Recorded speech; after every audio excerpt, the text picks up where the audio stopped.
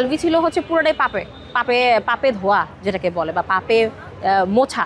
এখন সেটা সংসার বাঁচানোর নাম দিয়ে তুমি যদি অপরাধকে প্রশ্রয় দাও, এটা তো অবশ্যই খারাপ। ওনাদের মানে ফ্যামিলি বা ওনাদের যে পরিবেশটা, ওইটা মোটেও কোনো সুবিধাজনক ছিল না। যেমন ইকরা দেখতেছে যে তার জামাই করতেছে, ইকরা দেখতেছে যে তার জামাই নষ্টামি করতেছে, বাট সে এগুলো অ্যালাউ করতো। এই যে অ্যালাউ করার যে বিষয়টা, এটা তো অপরাধকে প্রশ্রয় দেওয়া, রাইট? এখন সেটা সংসার বাঁচানোর নাম দিয়ে তুমি যদি অপরাধকে প্রশ্রয় দাও, এটা তো অবশ্যই খারাপ। আর হ্যাঁ, এখন প্রশ্ন আসতে পারে যে তাহলে আলভি কি কোনো দুধে ধাওয়া তুলসী পাতা? ইকরা প্রশ্রয় দিয়ে অপরাধ করছে, আর আলভি যে অপরাধটা করলো।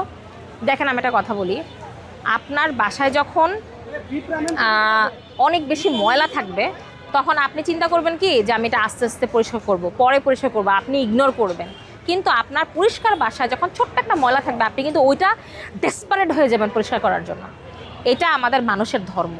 সো ইকরা আমার জানা মতে এবং সবার মতে ভালো মানুষ ছিল, সো ওর এতটুকু দোষটাই অনেক বড় করে আমরা দেখতেছি।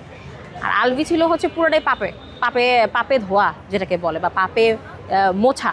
সো ওর 101টা অপরাধ মানুষের চোখে পড়ে না, বিকজ ও তো এইরকমই, আর ওর চরিত্র কেমন এটা আমি খুব ভালো করে জানি।